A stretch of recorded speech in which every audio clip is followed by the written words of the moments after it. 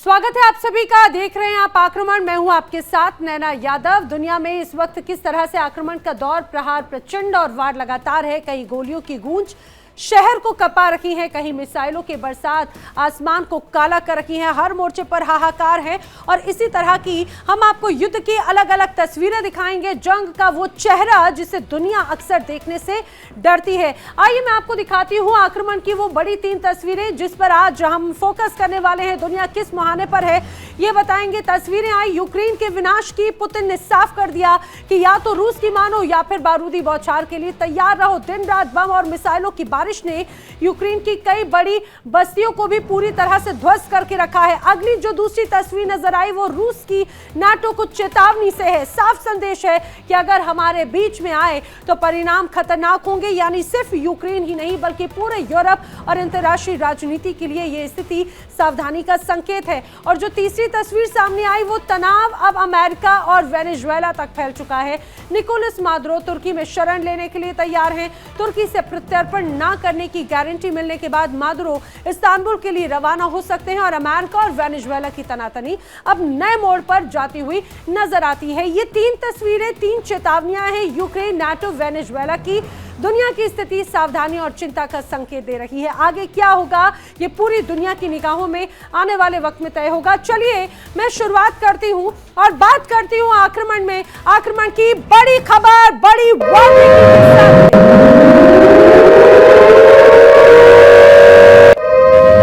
और जंग से जुड़ी हुई इस समय की जो बहुत बड़ी खबर है, जान लीजिए। बड़ी खबर, अभी रूस ने कीव पर जबरदस्त अटैक कर दिया है। जी हाँ, मिसाइल अटैक से कीव में तबाही मच गई है। कई इमारतों में हमले से भीषण आग लग गई है और उसके बाद में वहां पर मचा हुआ है सिर्फ और सिर्फ हड़कंप। एक के बाद एक लगातार भीषण हमले अभी भी जारी हैं।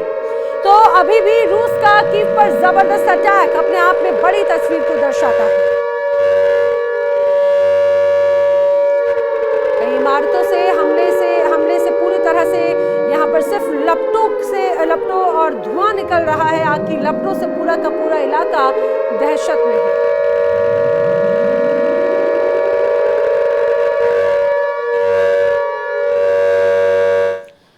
और अगली बड़ी खबर आपको बता देते हैं। एक और अगली बड़ी वॉर ब्रेकिंग आक्रमण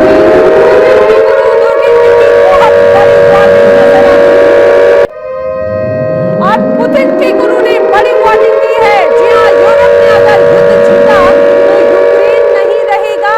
पश्चिम के युद्ध जीतने पर एटमी जंग हो जाएगी, ये स्पष्ट कर चुके हैं।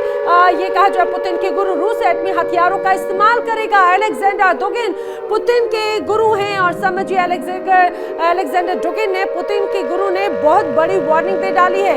यूक्रेन अगर युद्ध जीतता है तो ये समझिए कि ये यूक्रेन का नहीं पश्चिम के युद्ध जीतने की तस्वीर बन जाएगी और ये रूस के लिए आने वाले वक्त में एक और बड़े खतरे की घंटी बन सकता है। और आइए अब मैं आपको बताती हूं कि रूस के गुरु अलेक्जेंडर डुगिन की धमकी का आखिर मतलब क्या है, वो क्या कहना चाहते हैं। पुतिन के गुरु ये दरअसल सीधे यूक्रेन और रशिया के इस युद्ध को लेकर कहते हैं कि अब रूस आक्रामक मूड में जंग करेगा। युद्ध जीतने के लिए कुछ भी रूस कर सकता है, ये बात उनकी तरफ से स्पष्ट की जा चुकी है।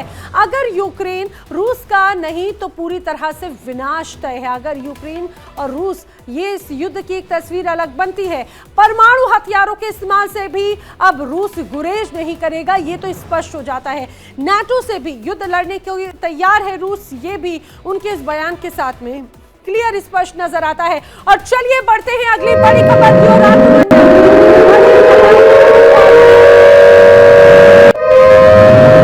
और रूस जंग से जुड़ी हुई ये अगली बड़ी खबर है। रूस ने यूक्रेन पर विध्वंसक हमला कर दिया है। जी हाँ, और विध्वंस की तस्वीरें साफ तौर से यहाँ पर नजर आती है। शाही ड्रोन से हमला हुआ। ज़पोरिज़िया में शाही ड्रोन से ताबड़तोड़ अटैक हुआ है। चारों तरफ सिर्फ आपको तबाही नजर आएगी।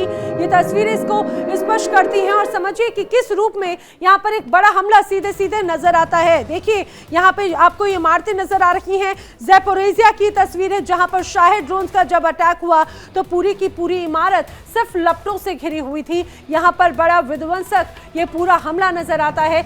एक के बाद एक रूस कैसे यूक्रेन पर हमला कर रहा है उसकी तस्वीर। विध्वंसक हमला, शाही ड्रोन का इस्तेमाल, जानकारी यह है कि इस हमले में कई लोगों की जान जा चुकी है, कई लोगों की मौत हो गई है। जी हां, अब रूस यूक्रेन संघर्ष में तनाव पूरी तरह से चरम पर है। रूसी राष्ट्रपति पुतिन ने फिर से ज़ेलेंस्की को चेतावनी दी। पुतिन का साफ साफ संदेश है, यूक्रेन अगर हमें जमीन नहीं देगा तो अंजाम बुरा होगा।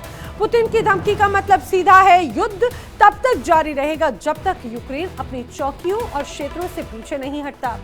रूस की मिसाइलें, बमबारी, ड्रोन हमले यूक्रेन के लिए सख्त चेतावनी है। दुनिया आप देख रही है कि ज़ेलेंस्की इस दबाव में कैसे प्रतिक्रिया देते हैं।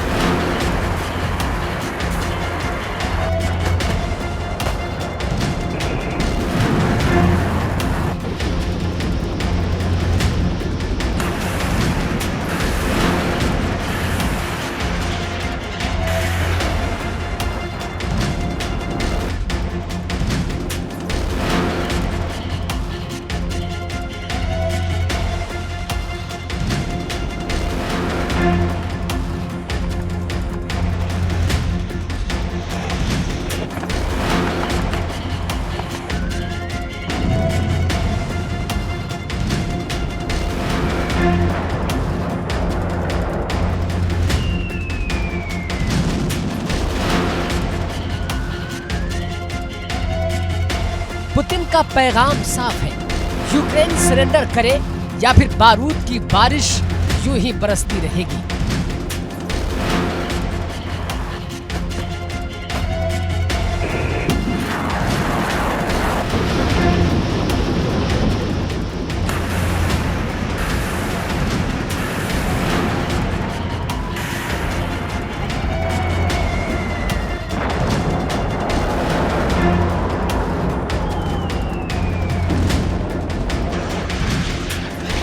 देख रही है यूरोप का दिल दहला देने वाली जंग का वो मोड़, जहां पुतिन ने साफ कर दिया कि जमीन छोड़ो या अंजाम भुगतो।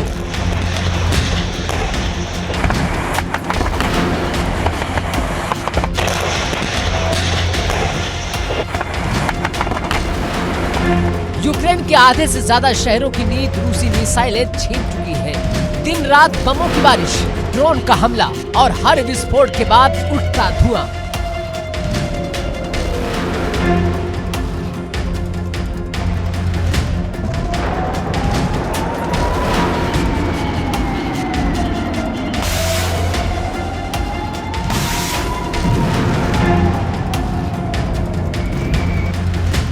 यही अब यूक्रेन का रोजमर्रा है, लेकिन अब रूस का हमला अचानक तेज क्यों हो गया? क्यों रात के अंधेरे में आग का सैलाब फूट रहा है? क्यों फ्रंट लाइन पर मचे खूनी कोहराम ने दुनिया में डर पैदा कर दिया है?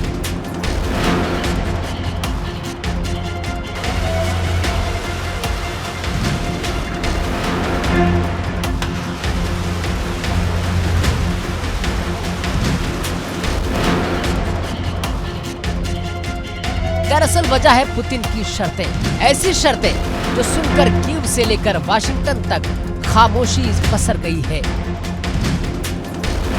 पुतिन कह चुके हैं यूक्रेन पर कोई मसौदा समझौता नहीं है, सिर्फ कुछ मुद्दे हैं। लड़ाई तब रुकेगी जब यूक्रेनी सैनिक अपनी चौकियों से हट जाएंगे, और अगर नहीं हटे तो हम उन्हें हटाने का इंतजाम कर लेंगे। सशस्त्र साधनों से ये शब्द नहीं थे, ये चेतावनी थी, ये बयान नहीं था, ये जंग का रोड मैप था।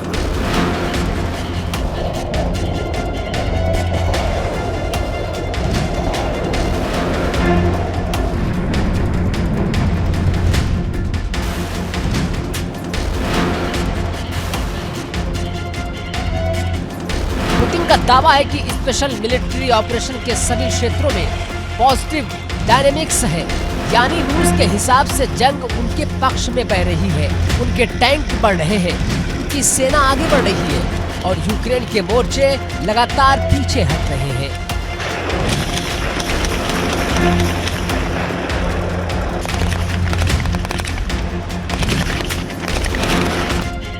रूस को भरोसा हो गया है कि अब या कभी नहीं, इसलिए रूसी हमले अब ज्यादा तेज, ज्यादा खतरनाक और ज्यादा आक्रामक हो गए हैं।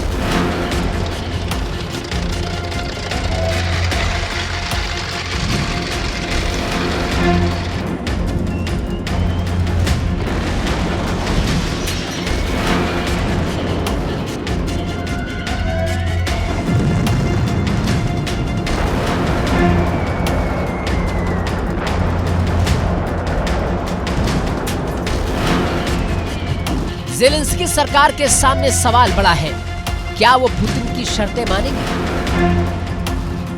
या फिर अपने शहरों को एक एक करके तबाह होते देखते रहेंगे?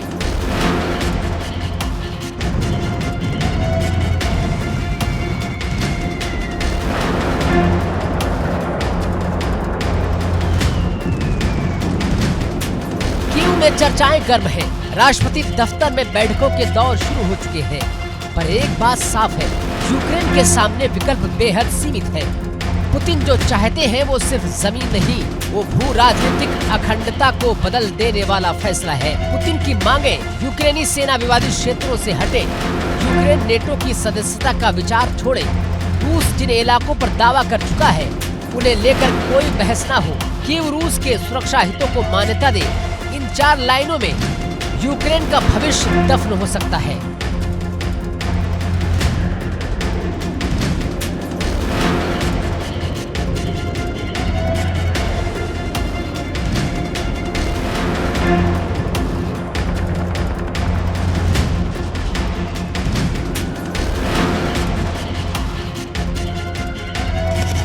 लेकिन अगर ये शर्तें न मानी गई तो क्या होगा?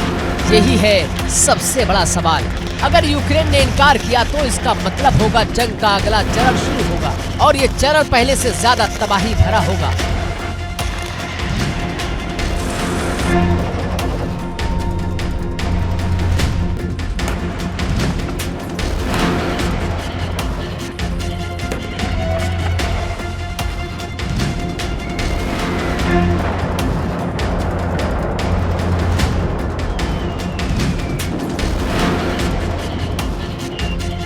पहला नतीजा ये होगा, अगली लहर के हमले। रूसी हमले ही फ्रंट लाइन पर दबदबा बना चुके हैं।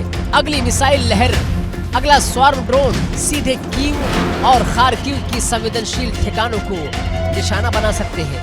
रूस के पास समय है, रसद है और मनोवैज्ञानिक बढ़त है।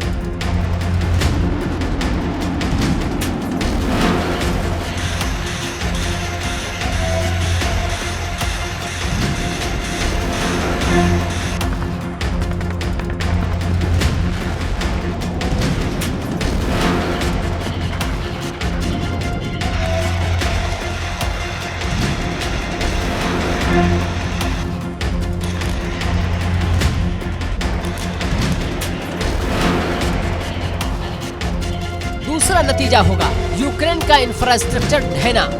बिजली, पानी, कम्युनिकेशन पहले ही कमजोर हो रहा है। अगर रूस ने और प्रहार किया तो सर्दियों में यूक्रेन का नागरिक जीवन लगभग ठप पड़ सकता है।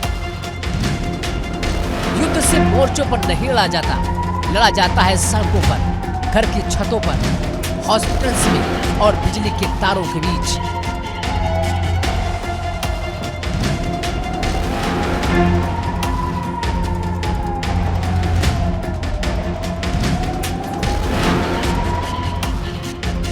तीसरा नतीजा होगा पश्चिम की थकान। अमेरिका, यूरोप और नेटो यूक्रेन को मदद दे रहे हैं, लेकिन कितनी देर तक? आर्थिक बोझ बढ़ रहा है, चुनाव का दबाव है और रूस जानता है कि पश्चिम की सहन शक्ति यूक्रेन की हिम्मत से ज्यादा नहीं। अगर पुतिन ने प्रहार बढ़ाए तो पश्चिमी यूक्रेन पर बातचीत के लिए दबाव डाल सकता है।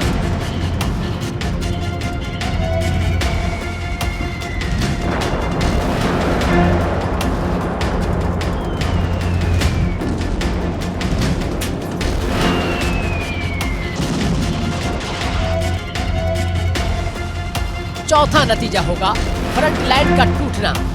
अगर रूस ने 2 या 3 मोर्चे पर धावा बोला तो यूक्रेन की सेना में वापसी की ताकत कम पड़ सकती है। अभी भी कई शहर ऐसे हैं जहां लड़ाई का पलड़ा रूस की तरफ झुक चुका है।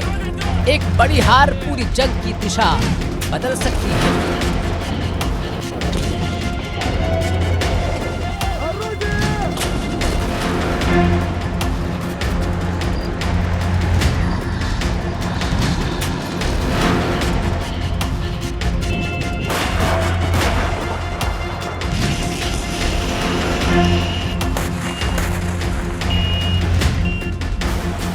और पांचवा नतीजा, अंतर्राष्ट्रीय राजनीति में भूचाल।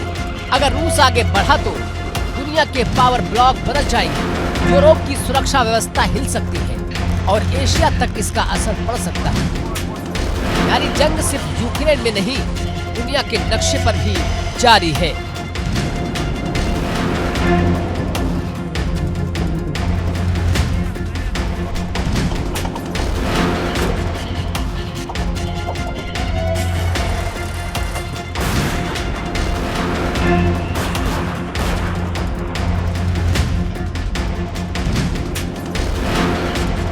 ज़ेलेंस्की पर दो दबाव है।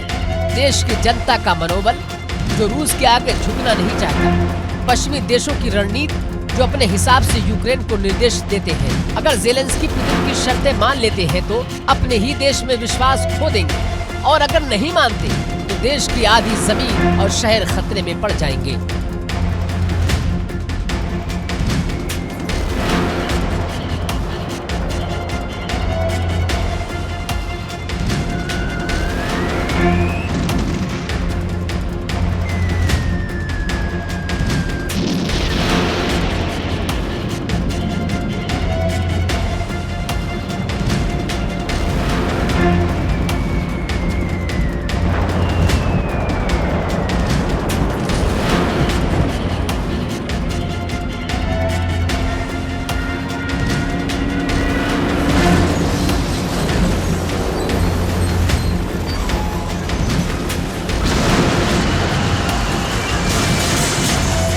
ये दुविधा सिर्फ राजनीतिक नहीं, अस्तित्व की है, क्योंकि इस बार पुतिन ने ना अगर कहा ना मगर। उन्होंने कहा यूक्रेन हटेगा या हम हटाएंगे। ये बयान एक निर्णायक लड़ाई की तरफ इशारा करता है, एक ऐसी लड़ाई जो शायद शुरू हो चुकी है और जिसका अंत सिर्फ विजेता तय करेगा।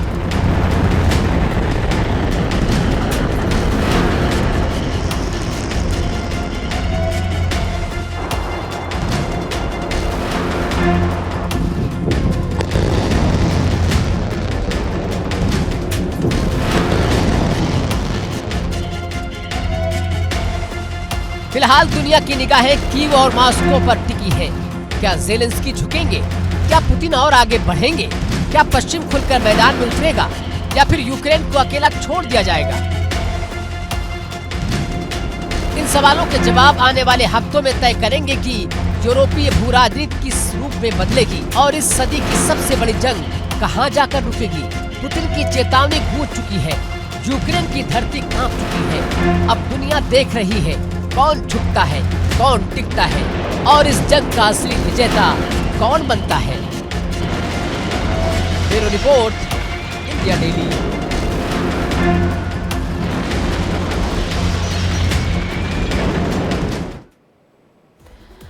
और आक्रमण में अब बारी है अगली बड़ी खबर की, अगली बड़ी वॉर ब्रेकिंग आपकी टीवी स्क्रीन पर।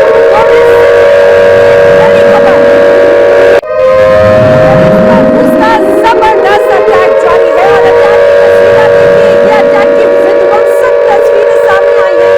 किस रूप में रिहायशी इलाकों को टारगेट किया जाता है और म्यान हेरात शहर पर भीषण ड्रोन हमला हुआ, रिहायशी इलाकों को टारगेट किया गया ड्रोन अटैक से। ये पूरा का पूरा इलाका सिर्फ दहल गया। देखिए यहाँ पर ये जब तस्वीर, जब जोरदार सायरन की आवाज आई, वहां पर मौजूद एक व्यक्ति ने इसे जब अपने मोबाइल कैमरे में रिकॉर्ड करना चाहा तो धमाका इतना जोरदार था, धमाका इतना जबरदस्त था कि दूर तक इसका प्रभाव नजर आया, कंपन सीधे सीधे नजर आई। और आइए एक और बड़ी खबर मैं आपको बता दूं इस समय की, एक अगली बड़ी वॉर ब्रेकिंग रूस का यूक्रेन के सूबे पर विध्वंसक प्रहार नजर आया। ये दो बड़ी खबरें आपके सामने। रूस ने एक बार फिर बड़ा हमला बोला है, सूबी में अचानक से कोहराम मच गया और यूक्रेनी सेना के तमाम ठिकानों पर अटैक हुआ और ये अटैक बहुत सटीक थे। हमले के बाद में पूरा का पूरा इलाका यहाँ पर ये कहा जाए कि दहल उठा। तो ये दो तस्वीरें, ड्रोन अटैक से रिहायशी इलाकों में हमला, तो सूमी इलाके में विध्वंसक प्रहार और यूक्रेन की सेना के ठिकानों पर बिल्कुल सटीक प्रहार, सटीक हमले हुए हैं। पूरा का पूरा सूमी इलाका दहल उठा है। इसके पहले हमने देखा था कि इसी तरह से बड़ा धमाका यूक्रेन की तरफ से रूस की सेना के ठिकानों पर किया गया और उसका सीधे कड़ा प्रहार, कड़ा आक्रमण किया है रूस ने। और चलिए बढ़ते हैं अगली बड़ी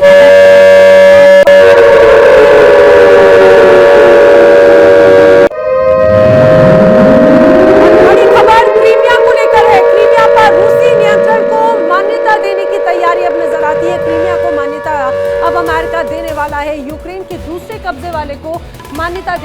तैयारी एक तरह से मानी जा रही है। अपने आप में बड़ी खबर हो जाती है क्रीमिया को लेकर। ये अगर ऐसा होता है तो तनाव ये अपने आप में और भी ज्यादा बढ़ता हुआ नजर आएगा, क्योंकि अब अमेरिका क्रीमिया को एक तरह से रूस के नियंत्रण को मान्यता दे देगा और यहां से विवाद और भी ज्यादा बढ़ता हुआ सीधे सीधे नजर आता है। अब आपको बताते हैं कि क्रीमिया को आधिकारिक मान्यता देने की खास बात आखिर क्या है, इस बात को जरा समझिए। क्रीमिया को आधिकारिक मान्यता, खास बात, क्रीमिया को रूस के क्षेत्र के तौर पर मान्यता देने की तैयारी में एक तरह से यूएस नजर आता है और क्रीमिया की मान्यता को लेकर रूस लगातार दबाव बनाता रहा है। यूक्रेन इसका विरोध करता रहा है। यूक्रेन के दूसरे कब्जे वाले इलाके को भी मान्यता देने की अब यूएस की तैयारी कर रही है। ये गठजोड़ ज़ेलेंस्की पर कैसे भारी पड़ रहा है मैं आपको बताती हूँ। यूक्रेन के रूसी कब्जे वाले क्षेत्र को इंटरनेशनल मान्यता यूएस दे देगा, यानी कि जिस रूप में अभी युद्ध चल रहा है उस पर मोहर लगा देगा यूएस। रूसी कब्जे वाले क्षेत्र में कानूनी मान्यता देना एक तरह से पीस प्लान का मुद्दा ये इसे बताया जा रहा है। यूक्रेन पर पीस प्लान मानने के लिए दबाव अमेरिका की तरफ से लगातार बनाया जा रहा है, लेकिन सबसे बड़ा सवाल तो ये है, क्या यूक्रेन के इलाके को छोड़ने के लिए अब ज़ेलेंस्की तैयार होंगे? अपने आप में ये गंभीर बात है, बड़ा सवाल है। और आखिर यहाँ की जनता क्या रिएक्ट करती है, आपको ये भी जानना जरूरी है कि आखिर रूस ने क्रीमिया पर कब से कब्जा कर रखा है और कब से यहाँ पर अपनी सेना को सीधे सीधे कहा जाए कि यहाँ पर उसकी मौजूदगी नजर आती है। दरअसल आइए मैं आपको बताऊं, कभी यहाँ पर यूक्रेन का कब्जा हुआ करता था। 2014 का वक्त था जब रूस ने क्रीमिया पर कब्जा किया। कुल 27,000 वर्ग किलोमीटर क्षेत्र पर कब्जा किया और कब्जे के बाद क्रीमिया का रूस में विलय हो गया था एक तरह से। लेकिन सबसे महत्वपूर्ण बात यह है कि सामरिक रणनीतिक तौर पर क्रीमिया बेहद अहम है। क्रीमिया के सेवास्तोपोल में रूस ने सैन्य बेस तैयार किया। क्रीमिया ब्रिज रूस की अहम सप्लाई लाइन एक तरह से है। क्रीमिया की मान्यता मतलब ब्लैक सी में दबदबा। ब्लैक सी में दबदबा किसका? ब्लैक सी में दबदबा रूस का, ब्लैक सी में दबदबा यूएस का। अब रूस यूक्रेन के बीच में ये अहम लैंड कॉरिडोर एक तरह से क्रीमिया मानी जाती है और अगर यहाँ पर रूस इसे अपने कब्जे में लेता है तो ज़ेलेंस्की का गुस्सा और भी ज्यादा बढ़ता हुआ नजर आएगा, इसमें कोई शक नहीं। लेकिन जब से यूक्रेन और रूस के बीच में जंग जारी है उसके बाद से रूस ने यूक्रेन के कितने हिस्सों पर झंडा फहरा दिया है ये भी आइए मैं आपको बताती हूँ। दरअसल यूक्रेन को लेकर रूस ने कई इलाकों में अपना एक बड़ा दबदबा दिखाया है। कहां पर?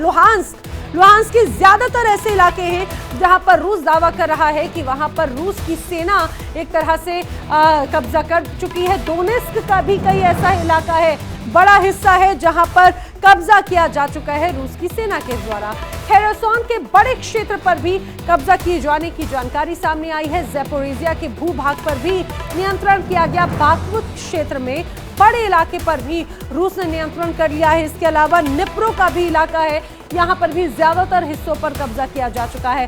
प्रोकोवस्क की बड़े हिस्से पर भी रूस कब्जा कर चुका है, ये बड़ा दावा है। लेकिन सबसे खास बात समझिए कि 96,000 से ज्यादा वर्ग किलोमीटर पर यूक्रेन का जो इलाका था उस पर रूस कब्जा कर चुका है और अब उसे, अगर मैं बात करूं क्रीमिया पर एक तरह से अगर आधिकारिक घोषणा कर दी जाती है, मोहर लगा दी जाती है रूस के हिस्से को लेकर, तो ज़ेलेंस्की हो जाएंगे आग बबूला।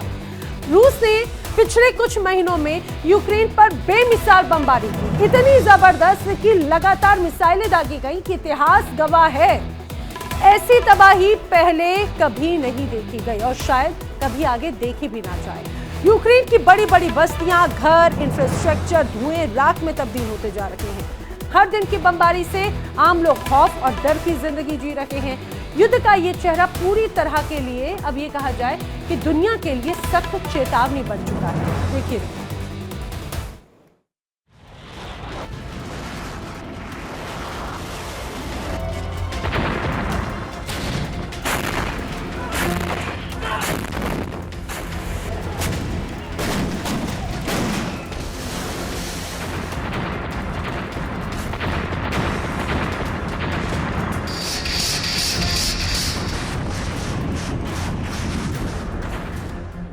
रूस यानी पुतिन का वो रूस जो अब सिर्फ गोलियों से नहीं बमों की बारिश से यूक्रेन को तबाह कर रहा है।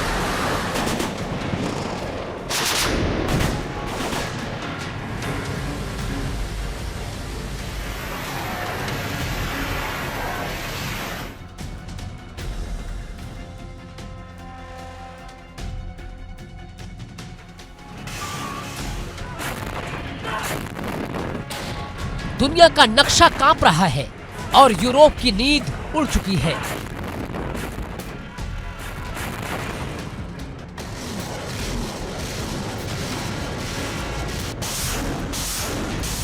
क्योंकि रूस ने वो कर दिखाया है जो अब तक इतिहास में नहीं हुआ।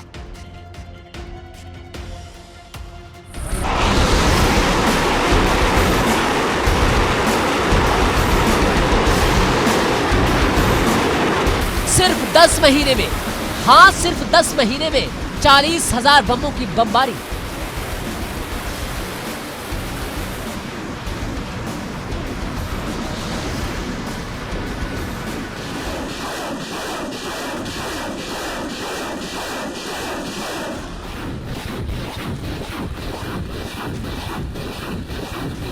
जी हाँ, 40,000 बम, और हर बम ने किसी न किसी शहर का चेहरा मिटा डाला।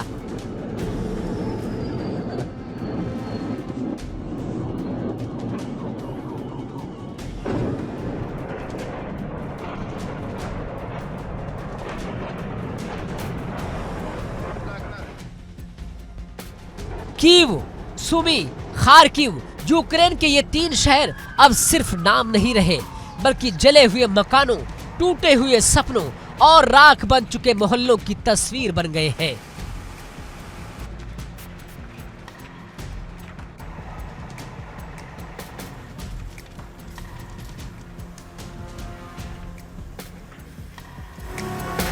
रूस की फौज ने रिहायशी इलाकों को निशाना बनाया जहां कभी बच्चे खेला करते थे। अब बस धुआं उड़ रहा है, हर गली से बारूद की बू आती है, हर दीवार पर डर उकेरा गया है। सवाल ये है कि आखिर पुतिन क्या चाहते हैं?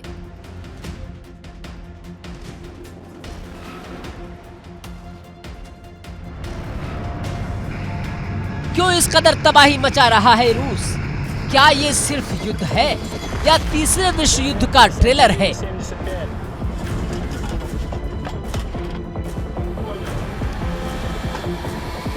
क्योंकि अब हालात वही जा रहे हैं जहां से लौटना किसी भी देश के लिए आसान नहीं।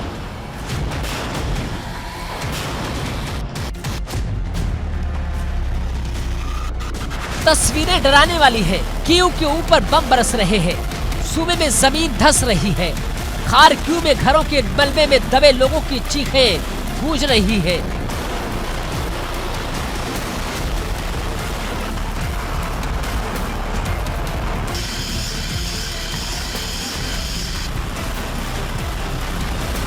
दुनिया ने बम देखे बहुत हैं, पर इतनी तेजी से, इतनी मात्रा में, इतनी बेरहमी से शायद ही कभी किसी देश ने हमला किया हो।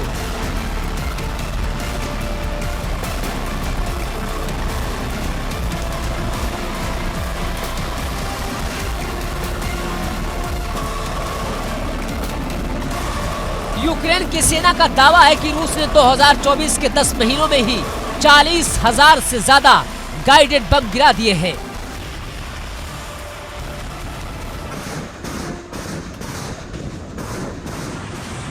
मतलब हर दिन 100 से ज्यादा धमाके, हर दिन सैकड़ों लोगों की जिंदगियां तबाह, और यह आंकड़ा रूस के पिछले सारे रिकॉर्ड तोड़ चुका है।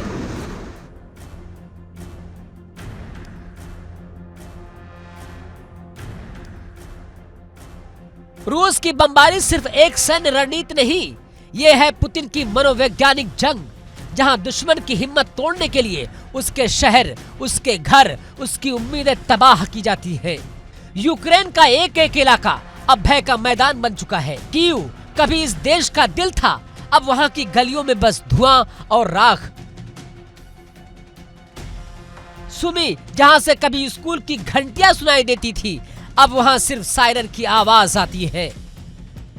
और खार्किव, जो यूक्रेन का औद्योगिक दिल था, अब एक शहर का मलबा बन चुका है।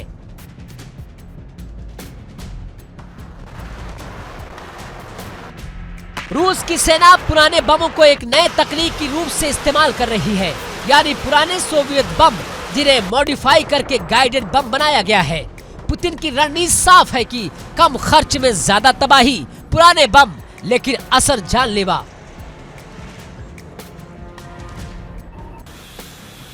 हर धमाके में सिर्फ आग नहीं बल्कि पुतिन का संदेश छिपा है।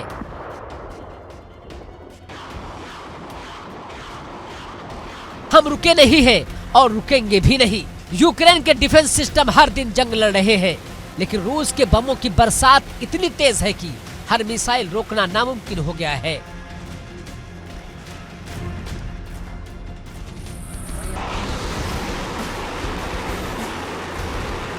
यूक्रेन की सेना थके नहीं है, मगर थक चुकी है सीमाएं, क्योंकि रूस अब आसमान से मौत बरसा रहा है।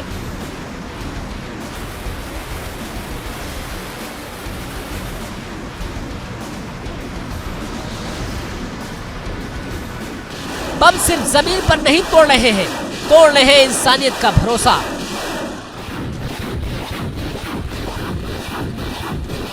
मानवाधिकारों की नींव और उस दुनिया का चेहरा जो शांति की बातें करती है।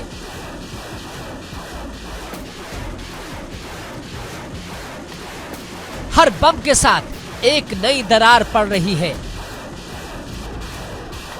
यूरोप की आत्मा में, वैश्विक भरोसे में रूस ने सिर्फ बम नहीं गिराए हैं,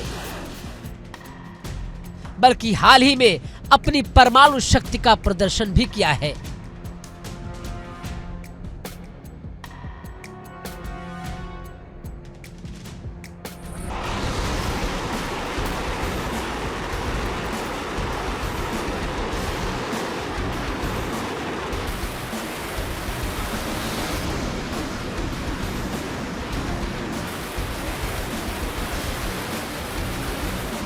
रूस की चेतावनी है कि अगर कोई हमें रोकने की कोशिश करेगा तो अंजाम दुनिया देखेगी। यानी अब युद्ध सिर्फ गोला बारूद तक सीमित नहीं, परमाणु संकेत शुरू हो चुके हैं और यही बात दुनिया को सबसे ज्यादा डरा रही है। यूरोप थर्रा उठा है, क्योंकि अगर रूस अपनी परमाणु क्षमता दिखाने लगा है तो अगला कदम क्या होगा कोई नहीं जानता।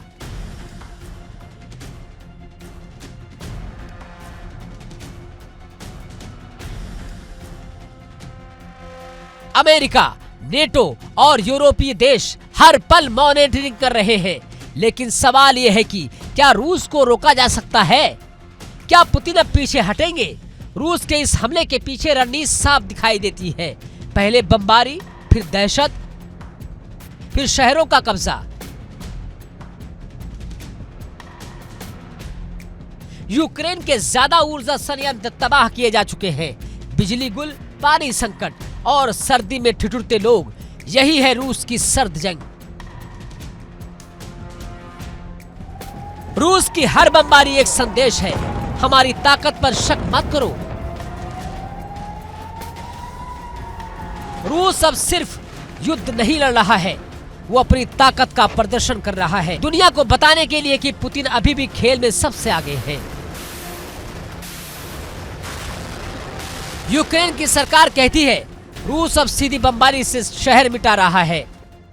कीव में अस्पताल निशाने पर है, स्कूल मलबे में तब्दील है और सड़कों पर टैंक की जगह बस बचे हुए टायर और राख है। हर सुबह यूक्रेन में सूरज नहीं उगता, बल्कि एक नया धमाका होता है।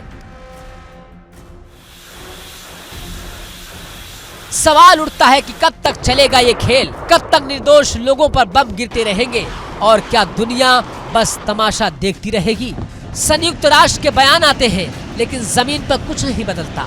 2024 में रूस ने जितनी बमबारी की वो पूरे पिछले 2 वर्षों के मुकाबले दोगुनी है।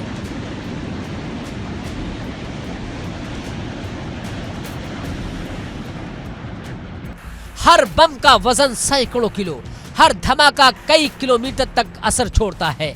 यूक्रेन का नक्शा अब जख्मी है, हर शहर अब एक घाव बन चुका है। यूक्रेन का दर्द यूरोप की नसों में दौड़ चुका है। हर देश सतर्क है, हर सीमा पर निगरानी बढ़ा दी गई है। लेकिन सवाल वही, क्या कोई रोक पाएगा पुतिन को, या फिर पूरी दुनिया एक बार फिर बारूद के धुएं में घिर जाएगी?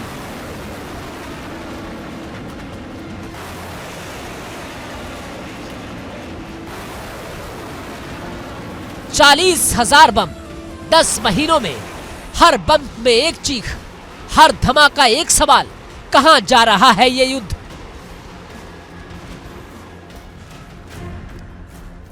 कहां जा रही है इंसानियत? और क्या तीसरे विश्व युद्ध की उल्टी गिनती शुरू हो चुकी है? कीव की राख, सुमी की सड़कों और खार्किव की चीखों के बीच एक बात साफ है, रूस ने इस युद्ध को इतिहास की सबसे खौफनाक लड़ाई बना दिया है। यूक्रेन अब भी डटा है, पर सवाल यह है कब तक, क्योंकि जब हर सुबह का मतलब सिर्फ एक और धमाका हो तो जिंदगी युद्ध की कीमत बन जाती है। फिलहाल पुतिन की बमबारी ने यूक्रेन को तोड़ डाला है, लेकिन दुनिया को झकझोर दिया है।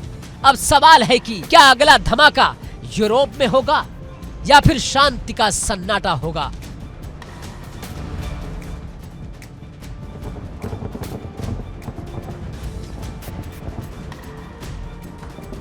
Bureau report, India daily.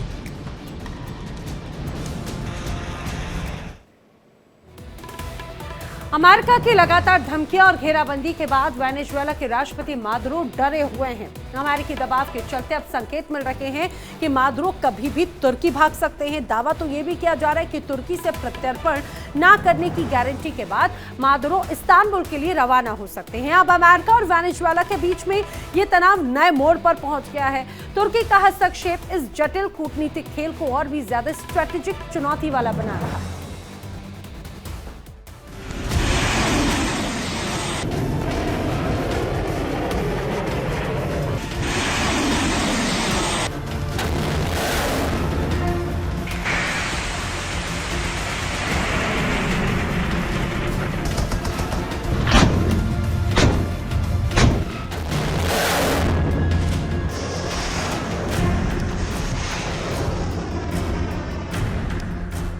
Caribbean सागर में तनाव बढ़ता जा रहा है।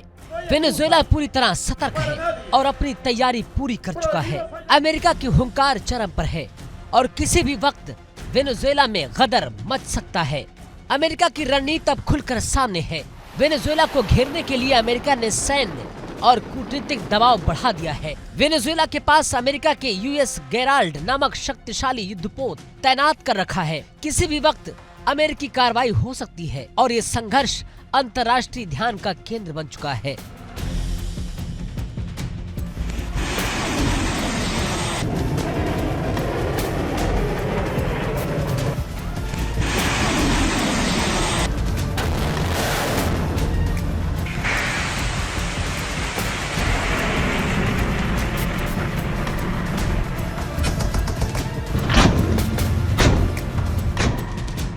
अमेरिका और वेनेजुएला के बीच तनातनी अब उग्र रूप ले चुकी है। इस वक्त अमेरिकी नजर में वेनेजुएला के राष्ट्रपति निकोलस मादुरो सबसे बड़ा दुश्मन बन चुके हैं। मादुरो पर ड्रग्स तस्करों को संरक्षण देने का आरोप है। इतना ही नहीं, अमेरिका ने मादुरो के लिए $50 मिलियन का इनाम घोषित कर रखा है। सोचिए, इस इनाम की राशि की तुलना करें तो ये रकम पहले सिर्फ अलकायदा प्रमुख ओसामा बिन लादेन और ISIS सरगना अबू बकर अल बगदादी पर रखी गई थी। अमेरिका की नजर में मादुरो सिर्फ एक नेता नहीं, बल्कि अंतर्राष्ट्रीय सुरक्षा और रणनीति के लिहाज से सबसे बड़ा खतरा है।